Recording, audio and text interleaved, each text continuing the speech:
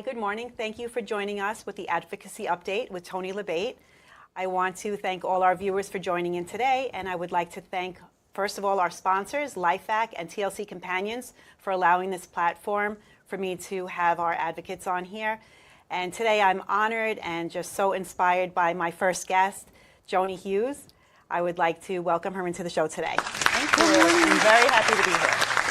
Thank you. So I want to talk about Joannie is a mom, a grandma, she's an advocate, and she is the founder of JT's Law. I want to introduce her and just also ask her to talk about JT's Law with us today. Okay, so JT's Law is a not-for-profit charitable organization that I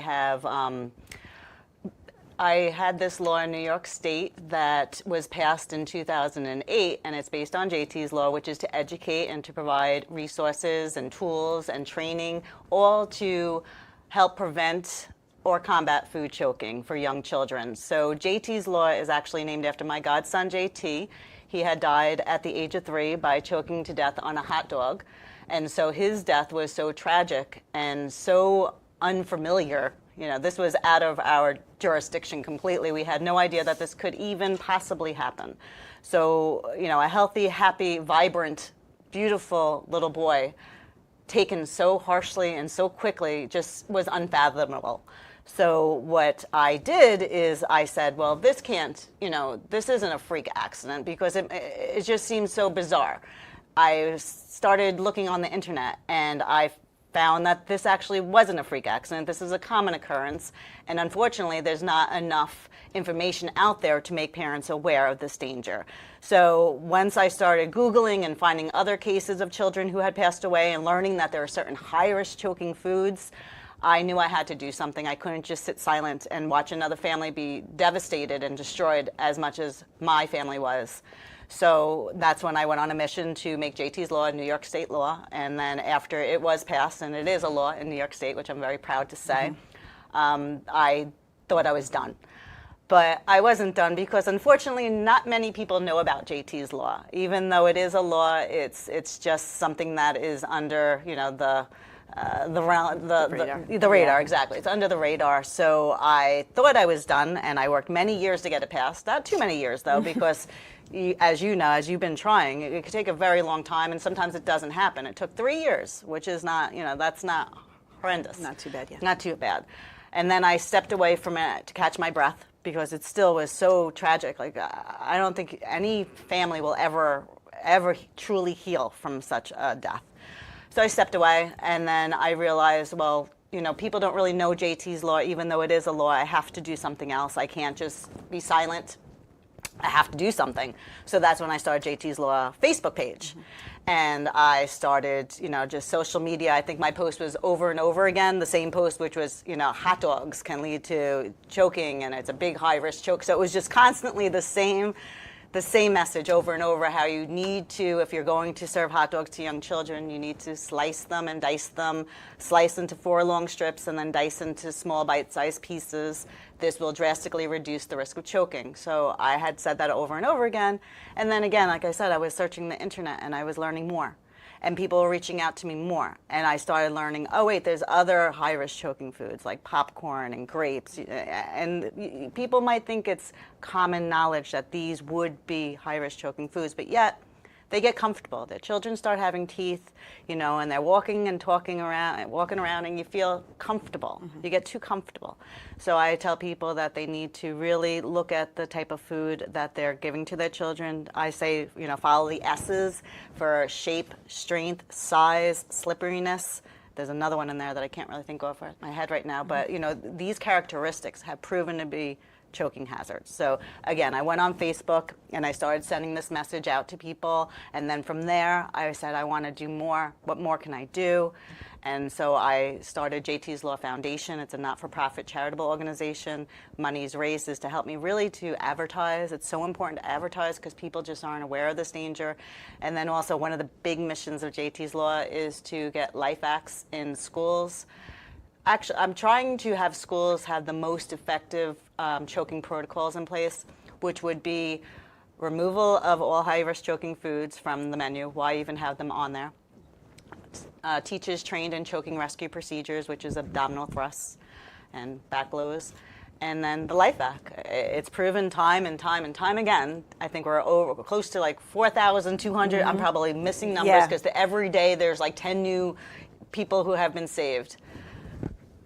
And so I was very interested. So of course I wanted to, when you started mentioning the JT's Law, but I know when I first started Equal First Aid, you were the first person that answered me on Messenger, and you were guiding me on how to do it, because I didn't know the first thing about getting bills into states. That wasn't part of the mission until we found out that there was already legislation in New Jersey that was already put in long before Equal First Aid. So I reached out to you, and you were so grateful enough to share with me some of the steps that we have to take to get bills introduced. So thank you for that. You're welcome. So fast forward, I'm curious to see like how you went about doing yours.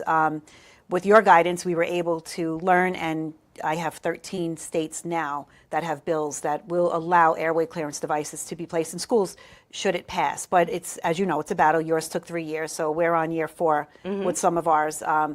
But the awareness is coming on quickly and fiercely, because now we have other states that are just snowballing and just jumping on board because they do see the dangers. And funny thing, I didn't mention to you, so we were at the hearing yesterday, the New York City Council hearing to allow devices in all schools if it passes. And at the end, you know, and you walk on eggshells because you're not sure. Are they accepting of what you're saying? Is the bill going to pass?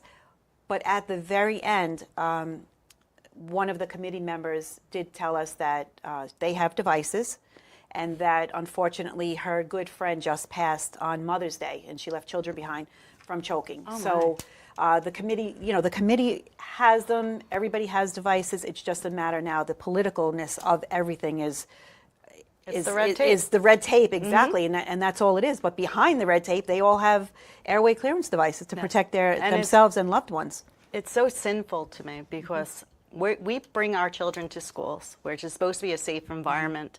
And choking is really a high-risk choking danger in schools, because when they go into the lunchrooms, you know, there's rushed eating and there's many distractions. So I would say your child's absolutely safer to eat at home than in a school cafeteria, because again, they're eating so quickly. They only have 20 minutes to eat, and then they're running around, you know, and they're distracted. They're talking to their friends, and now they choke. I've heard countless times where children have choked and don't come home. Can you imagine getting that phone call? And there's no reason for it. Now we have this device that has proven to save lives time and time again. There's absolutely no reason for it. And for politicians or school boards or committees to say it has to do with money, I would think that it would cost a lot more money once that school realizes, or that parent realizes, that they were approached with this device and they refused it. I would be the parent that's suing that school. They have $1 million lawsuit. Yeah, 100%. Yeah. So funny that you mentioned money. So a couple years ago, it has to be 2 years now. We advocated in Wisconsin. Their assembly bill passed after we actually went to the hearing. In the hearing, the representatives said, hey, will you offer us a coupon? Do we have a code? What kind of discount will you give us? And Arthur Lee, at the hearing in Wisconsin, just said, you know what? This was also after a family testified after their child died in a Wisconsin school. After all of that, and the room was very heavy, they still were asking about money. He then proceeded to say that he'll donate 1 unit for every school in Wisconsin. Of course, came home, and every school in the United States is now eligible for a free unit. So we're knocking budget and money off of the table. Now, when you're saying unit, are you referring to one device or one device for every school? Yeah, one airway clearance device for every school that reaches out. Schools at lifeact.net gives them their tax ID number. They will send them a free unit. And just so you know, on my own accord, JT's Law, as I said, one of the missions is to get these in schools. So I have independently reached out to schools on Long Island, and a lot of schools have welcomed the LifeVac. And what they do is, through my foundation, again, Arthur Lee, who is the inventor of the LifeVac, is a very compassionate, kind man. It's not just about this, you know, it's not just about an instrument that he created. He wants to save lives, and he wants children to be safe. So he has partnered with JT's Law, where I get the school LifeVac kit, which is 4 devices that come with that, for $200, and that includes the shipping and handling. So for $200, if somebody was to, say, speak at their PTA meeting and encourage the PTA members to donate that money and then donate it to JT's Law, I'm sorry, donate that to JT's Law, I will make arrangements for a school Life Act kit for $200 to be sent to the school of the choice, if the school accepts it, of course.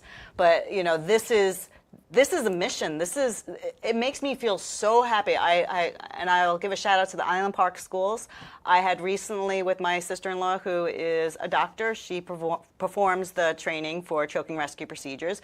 We went to their school. They have an elementary school and a middle school, and we provided the training first to the PTA class. Then they asked us to come back and provide the training to their lunch monitors, and they asked us to do it in both schools. And the PTA donated $200 to JT's Law, and I was able to donate that or gift it to the school in Island Park School District, and they have the Life Act school kit. Very nice. To me, that's it. So it's like that's the perfect choking prevention protocols that you could have in schools. Yeah. You can't get any, and they don't have any high-risk choking foods on the menu. Very nice. So you can't get any better than that. And so that's step it's by a step. mission. And like you just mentioned, when I first started with this, it was please slice and dice those hot dogs, because that personally affected my family, and I knew that was a high-risk choking danger. And then it has evolved to JT's Law mission. One of them is to get these in schools and daycares and churches, and really, you know, any place that has a facility that serves food. Yeah, which we would love to see it across across the country as well. And again, when I first started and reached out, we were able to now get 13 states with legislation. It's amazing. As we know, the red tape we talked about, some of them have to be reintroduced, but that's no problem. They will be reintroduced. But the good news is, by tomorrow, we will know if the governor of Texas signs the bill into law. That is so fantastic. I know, I get goosebumps so thinking about it. But, you know, there's always that chance that it could be vetoed and then have to go back into a vote. So it will be passed into a law, and then Texas will be the first state.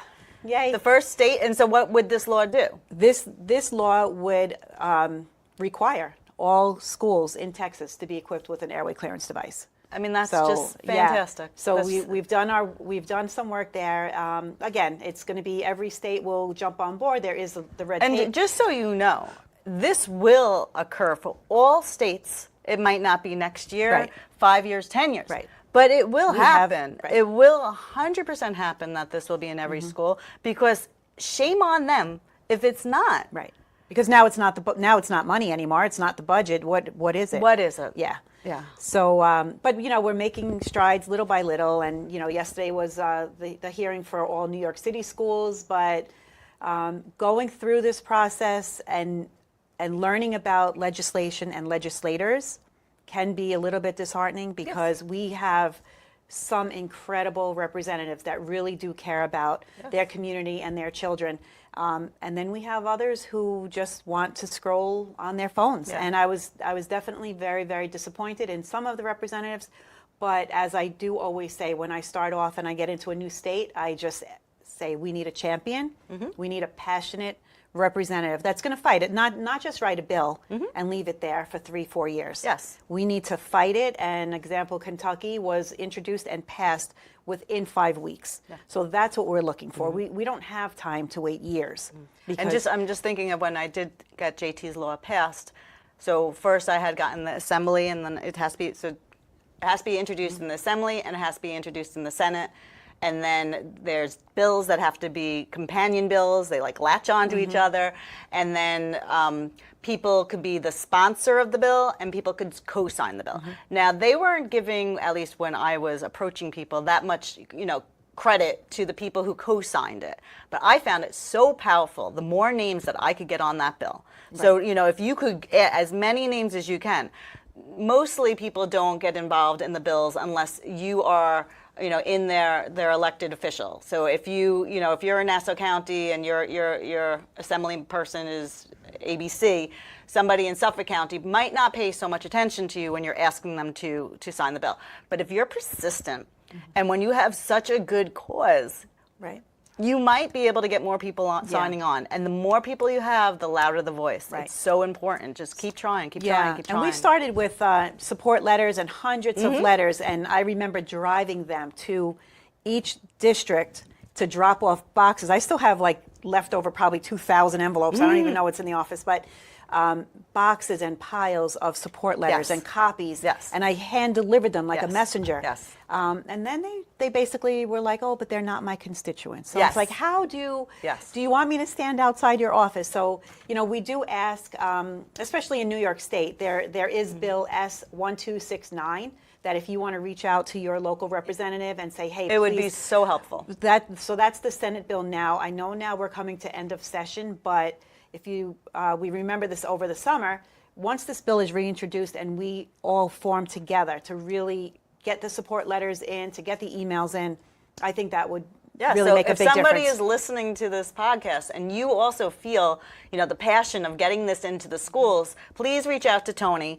Tell her where you're located. She'll find your elected official for you and show you how to contact them. And you don't understand how much power you actually do have. You know, I always say on my page, I am one voice. And the reason why I say that is because it just started with one voice, but I got JT's law passed. Exactly.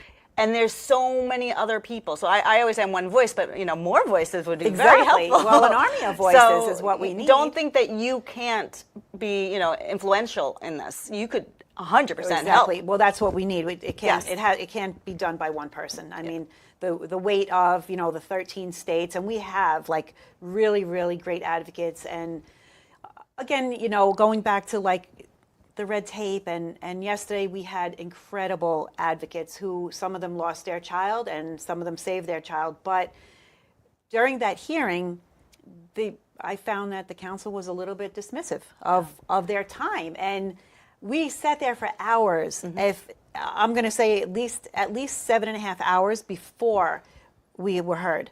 And they were dismissive. Some of them went home. They were scrolling on their phones, and you know, I just feel like if we But really you also said there was somebody who said that it really affected them. Yes. So don't look at those people who are scrolling on their phone. The one person can make a change. One person can make a change. So out of all the people, one person is really all we need to make a change. Exactly. And hopefully you are it. Exactly. So at this point, we'll take a quick break, and we will be right back to talk about something else that's incredible with Joannie Hugues. Okay. Sounds good. Thank you.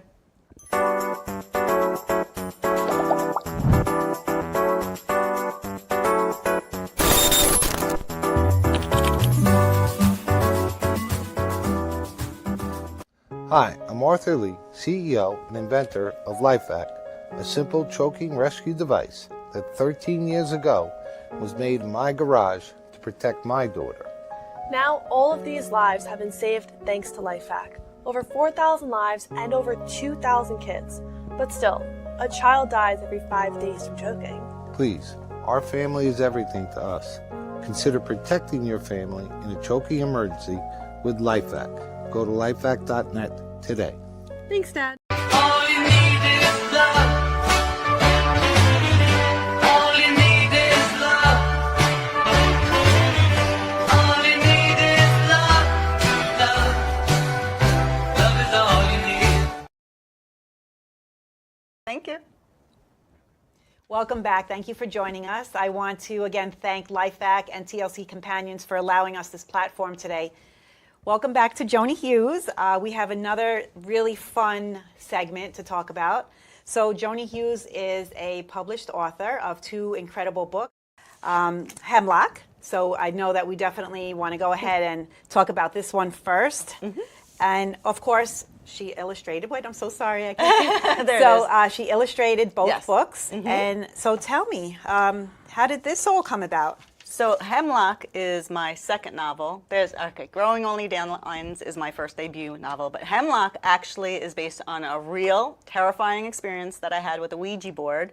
And I had been telling family and friends this story since it occurred, and then I decided, you know what, I have to put it in a book because it's so bizarre and hopefully scary and entertaining. And as I was telling Toni before we started the show, there's also a chapter in there that has to do with my heart attack. I had a heart attack when I was 29 years old, very unexpected, clearly, You know, I didn't have the signs that people would recognize for heart attacks. And for women, heart attacks start with you feel, well, not all, you know, I can't speak for all women who have heart attacks, but a majority of women state that they have, you know, feel like flu-like symptoms, and there was a closing of my throat, and I was sweating profusely.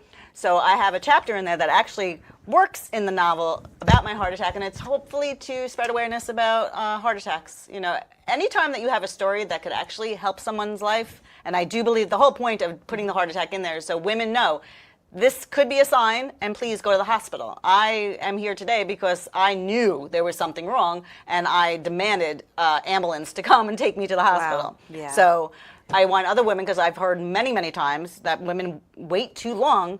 First of all, with a lot of things, with choking as well, people get embarrassed. We don't like to show, you know, our discomfort around people. So a lot of choking instances, people run and hide. You know, they'll run into the bathroom. That's, you know, one of my choking prevention tips that I put on JT's Law is please have a conversation with your child if they're choking to reach out to an adult or even a child, because some children know how to, you know, perform choking rescue procedures, but don't be afraid to ask for help. And so also with the heart attack, I want women to know, please, if you are seriously feeling those signs that I just mentioned, you know, I had diarrhea, I was vomiting, I was not in control So I wouldn't of even my... think that. You would just think like the flu. Exactly, Yeah. exactly. And then the whole reason why I knew there was something really wrong is I couldn't breathe. So it might be common sense that you think, oh, yeah, I might reach out to a hospital if I couldn't breathe. But sometimes women, we think we're pretty tough, and we could take some pain. And we don't have the time. We don't have the time. We're not going to do this. So I just, again, that part is in the book, too, Yeah. because I wanted to educate that a woman could have a heart attack just like a man. And from what I understand, heart attacks are actually the #1 killer of women. Wow. So, you know, it's pretty important to learn that message. And then also the book is pretty scary. It's a fun book because I couldn't put it down. And I'm not just saying that because you're here, because I read it so quickly. Good. There's only, it's a quick book.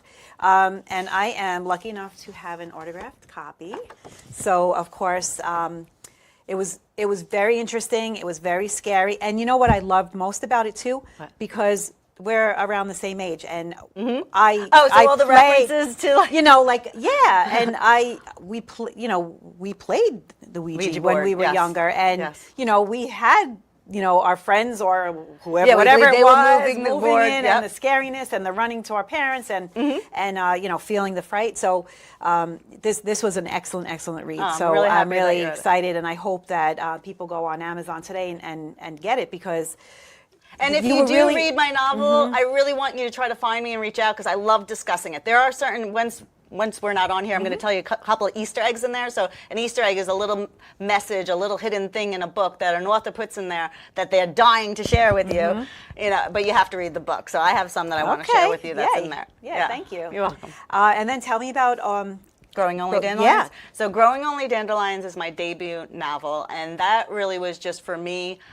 You know, I was going through a lot in my life, and I honestly am a very spiritual person, and I needed to, I guess, vent and get a lot of emotion out of me. So Growing Only Dandelions, which is a spiritual novel, it's about a near-death experience that takes the reader on an emotional and spiritual journey.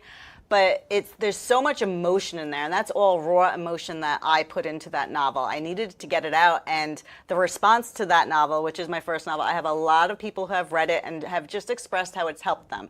And the whole idea behind the novel, it is a self-help book. It's to make you feel like you're loved. I mean, that's the bottom line. We're all here. We're here for a reason, and we're honestly here to experience the love that, you know, many people call, you know, the higher power, maybe God, universe, or whatever you want to call it, but we're here for a reason, and we're really supposed to enjoy it. Sometimes we get lost in the madness, but life is supposed to be enjoyed, and you're supposed to feel loved. And that's what, when people read my novel, Growing Only Dandelions, I want you to feel loved at the end. That's so sweet. That is so nice. And then they can just find your novels on Amazon, Yeah, both right? of them are on Amazon. There's actually, I have Hemlock in the next chapter, which is a bookstore in Huntington. So it's there. Oh, nice. I go visit it every so often just so I can see my novel in a bookstore. Oh, that's so sweet. So yes. Yeah. No, that's very nice. And I hope people do buy them and And again, share. if you do read Growing Only Dandelions, please reach out to me. Again, there are Easter eggs in there that I want to share, and I like to have the discussion because there was so much emotion that went into these books. They're like a piece of me.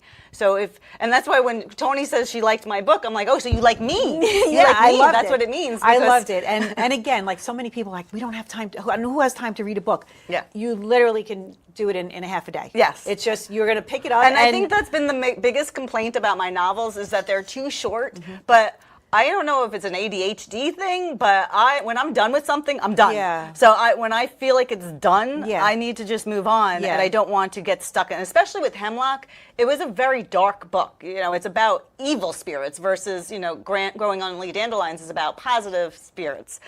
So I didn't want to be in that space for too long. Yeah. It's very dark, and I needed to get out, and I needed to share the story, but I didn't want to yeah, stay you there. got to the point. Then it was Yeah. basically done. Yes. But for me, I'm reading it. I'm sitting in my living room, and I was like, oh, like I gotta cook dinner. Like, what? Like, can I have any time for myself? I'm very happy you enjoyed it. I'm very excited. So, is there anything else that we can touch on? How can people help you? Like we said, they can contact you via your website. Yes, you could contact me via my website, which I believe is up on here. Let's see. And We'll put yes, it up that's- there. So people could contact me there. Mainly, the website exists for people who would like to possibly have workshops that JT's Law performs, which is me and my sister-in-law, who I had mentioned before. She's a doctor. She performs choking rescue procedures training, and I do a discussion like we're doing now about choking prevention. So we hold workshops, and we hold these at schools, libraries. We've done them at churches. I think those are the main, area. Oh, we've done Homemakers Society. We've done many, and the whole purpose again for that is to provide educational information to prevent choking, and also the tools, which is choking rescue procedures. So if anyone on Long Island, I know I've been contacted by other states, and I do wish JT's Law was bigger. Well, we can. But I am only one voice, and right now I was contacted from Southampton that we're probably going to be doing a workshop there, and I'm like, that's an hour and a half away, but I'll do it. So at the workshop, is it CPR certified? Like, do you get a No, certification? you or don't just get a works? certification, Okay. and choking rescue procedures is completely different than CPR, and I thank you for bringing that up. So you would use choking rescue procedures, which is abdominal thrusts. That is that creates an artificial cough. Our best mechanism to get an item out is to cough. I don't know what the distance is, but apparently that cough is very powerful. So the abdominal thrust creates an artificial cough, but sometimes it doesn't work. And that's why, again, with the life vac, but sometimes if the life vac isn't around and it doesn't work and someone has been trying to do abdominal thrust to save a person's life, they may pass out. And that's when you would perform CPR. And CPR, the purpose of CPR is to keep the blood circulating so that oxygen can still get to the your brain. Because if someone is choking, it only takes 4 minutes before the brain begins to die from lack of oxygen. So you want, if someone is choking, I want you to find hopefully there's somebody else around, and you could actually first call 911 and perform the choking rescue procedures. I want you to call 911 in case what I just said, the worst case scenario is someone passes out and you have to perform CPR. But also you're trying to save someone's life, so you're not going to be too delicate. And when you're doing these abdominal thrusts, you might hurt someone, which is fine because you want them to survive. Exactly. So you would want them to just get checked out and make sure that they're okay. So I recommend if someone is choking, please, learn choking rescue procedures. I have these videos on my webpage. We've shown it time and time again. And if you are on Long Island, reach out to your library, your school, and see if they'd like to host a JT's Law free event. This is free. There's no money involved in this. This is just done because we want to save lives. Beautiful. And this is why, we rely on also the donations so that you can pay it forward to other schools. Yes, so the donations, again, I like when I do get certain amount of donations, I could arrange for a Life Act school kit perhaps to go somewhere or more advertising on the page. I've always wanted, honestly, to be able to have a chunk of money because unfortunately, tragically, many children do die. And when children do die from this horrendous, choking, their parents have medical bills and funeral cost expenses that they have to deal with on top of losing a child. Yeah. So I always wanted to be able to create like a cushion of money that and one time I actually was in a position, we had held an event and I raised some money and our family had reached out to me and I spoke to my sister-in-law who is on the executive board, and we discussed whether or not I could offer money from JT's Law to her to offset some of these expenses, and we were in agreement. Oh. And I was like, okay, great, I'm so excited to do this for this woman. Here, I contacted her, I said, here's $1,000 JT's Law would love to give to you. And she said, thank you so much, but my community came together and they helped me with all my expenses and everything like Yeah, that. that's And I was incredible. like, that was so beautiful. Yeah. I was blown away. They could have, Yeah. they could have taken the money, which, but I'm just saying that for the community to come together, Yeah. that was beautiful. That was really nice. And Yeah. most people, because what I find out too is we don't hear about choking deaths in school and we don't hear about choking tragedies. And until recently, I just got a notification in 2019, we lost a young boy. And after the lawsuits and the settlements, et cetera, then they could speak about it. That was always the thing with JT's Law. So JT had passed away at Disney World. Okay, so he chokes at Disney World. So you would think that this would have been on the news because he was airlifted. I mean, it wasn't just, how congested Disney World is. Yeah. So you can imagine there were lots of people who saw, there was lots of people who attempted to help. There was a lot of commotion. So you would think one newspaper would have it in. See? Yeah. You would think it would have been on something. You could search as hard as you want. You won't find anything about JT's Law, Wow. JT, and Disney World unless you find me. Otherwise, you wouldn't find anything. Isn't that? That's heartbreaking. So That's incredible. things get. That's what I'm saying, buried because so that- they're always buried. yes. So I do have people, I went to school for 18 years and nobody never- choked. yes. Okay, but how about we just worry about preventing choking tragedies and raising awareness for the choking awareness? Well, I So- hear more that they did find somebody who choked. I really don't think that you could find 10 degrees away from what is Kevin Bacon or something. There's either you choked or someone you know choked. And then maybe somebody who they know choked. But otherwise, it's either you or someone you know Yeah. has choked. That it's Yeah. very, very common. And so we just want people to know how to handle a choking situation. Right. So when between JT's Law and Equal First Aid and LifeVac, we're all on this mission together. And I really, I want to thank you from the bottom of my heart. If there's anything that we can do, you please let me know. And I'm just so excited and honored to be sitting with you here today. Thank you so much for having me. This was just incredible. And thank you for everything that you're doing. Thank you for shining a spotlight on Yay. this very, very It's important incredible. I welcome you back mission. anytime. Okay, and, great. And we will work together. I will take you up on that. Yay. Thank you. Thank you, everyone. I hope that you do reach out to Toni if you want to participate in actually having the LifeVac passed in all the states. Everybody, you have a voice. You just need to participate and help. One phone call. I can't explain how much of a difference that can make. And I will also share the phone number that you can, There, if you good. don't want to take time and write an email, you can dial 631-873-0907, and I will personally get back to you. Wonderful.